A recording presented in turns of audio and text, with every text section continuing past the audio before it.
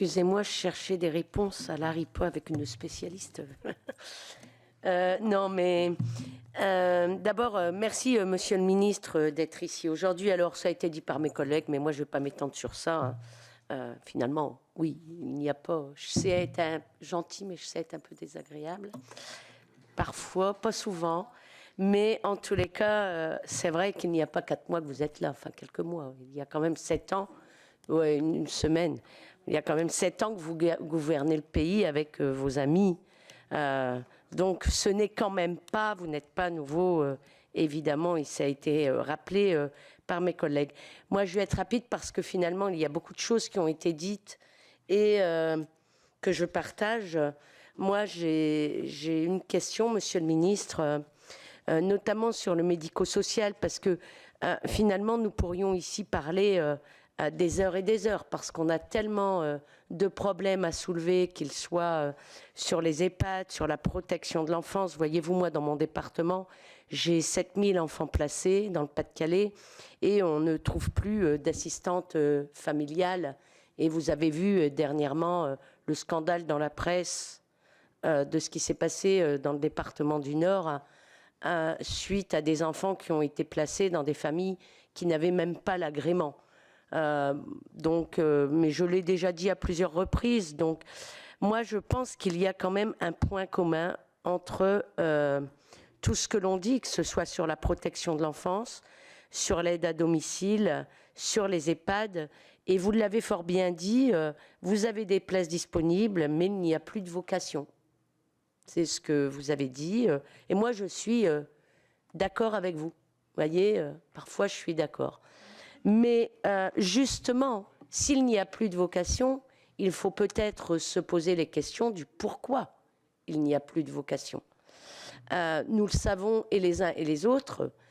D'abord parce que ce sont des métiers qui sont difficiles, hein, pour la plupart de ces métiers, que ce sont des métiers qui sont peu reconnus, qui n'ont pas un statut suffisant, que c'est des métiers où le turnover n'existe pas.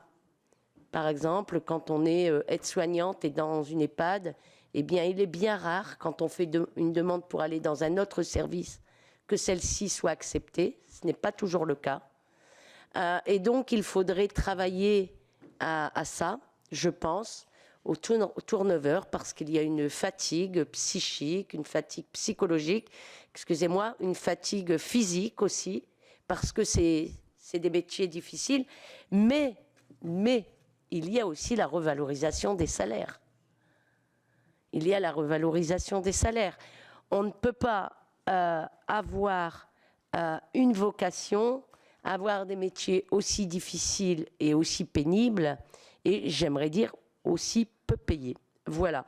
Donc, est-ce que vous pensez vous attaquer pour votre part à cette attractivité des métiers? Est-ce que vous pensez prendre des mesures fortes pour donc qu'il y ait cette vocation qui revienne chez ces personnels et chez ceux et celles, comme vous l'avez dit, dans les nouvelles générations qui pourraient faire ces métiers.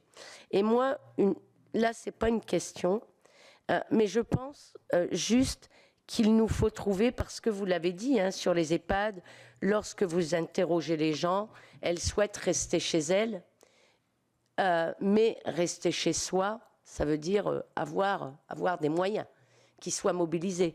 Ce n'est pas une personne qui passe 1 heure par jour qui peut faire en sorte que vous soyez bien chez vous.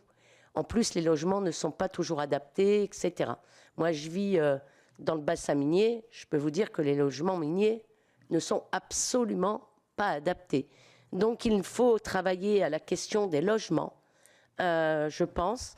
Et puis, je pense qu'il faut trouver pour nos EHPAD, parce que je ne reviens pas sur le scandale du privé lucratif, etc. De toute façon, on n'a pas le temps. Mais je pense qu'il faut trouver aussi des modes nouveaux pour nos EHPAD. Moi, je vous invite d'ailleurs dans le Pas-de-Calais, mais vous y viendrez certainement, à Barlin, où le maire de Barlin avait une école qui fermait, une école maternelle, et où il a décidé de mettre ces deux classes de maternelle dans l'EHPAD. Et je peux vous dire que c'est formidable.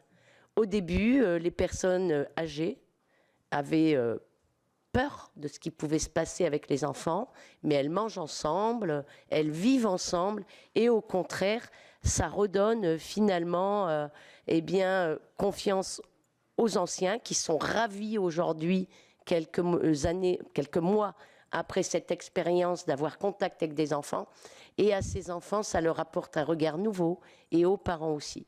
Donc, vous serez bienvenus dans le Pas-de-Calais. Merci bien.